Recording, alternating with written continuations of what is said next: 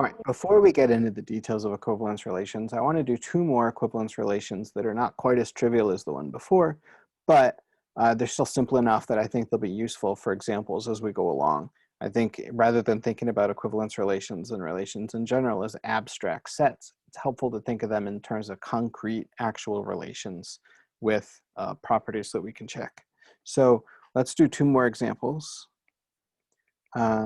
First is, I'm going to let a relation R be on the integers, and we're going to say that two, I'm sorry, not on the integers, on the reals, and we're going to say that these two real numbers are related if they have the same floor. So if the floor of x and the floor of y are equal. And we can check that this is an equivalent relation, an equivalence relation. Because the floor of x is equal to the floor of x for all x. So that's a silly looking statement and it's true. So it's reflexive. It's symmetric because if the floor of x is equal to the floor of y, then the floor of y is equal to the floor of x. This was a terrible floor over here, by the way.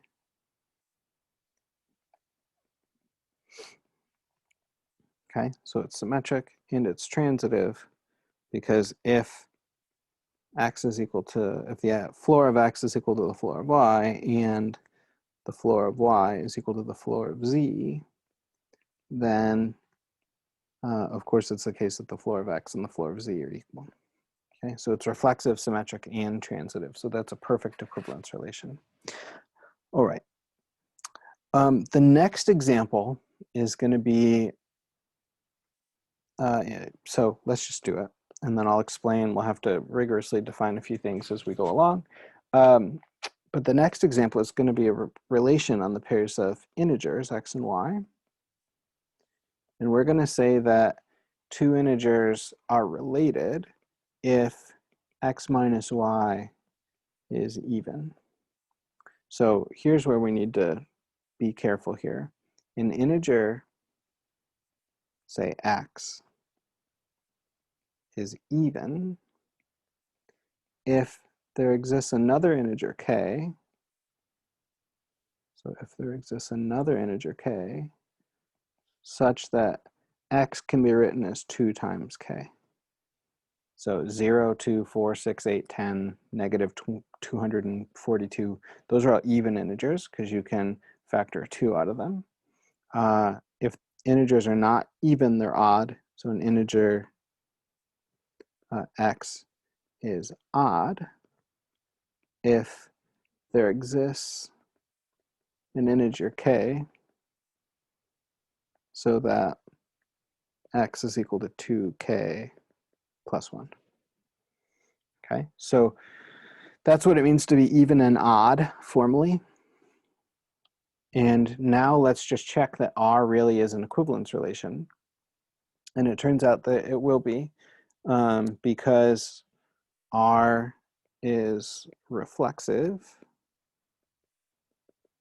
because x minus x is 0, which is even. And that's even for all x. R is symmetric because if x minus y is even,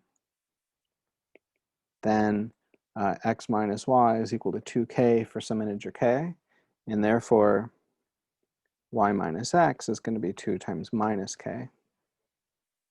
So y minus x is also even.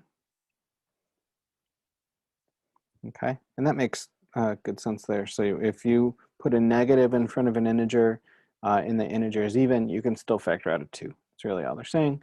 And then finally, this relation R is transitive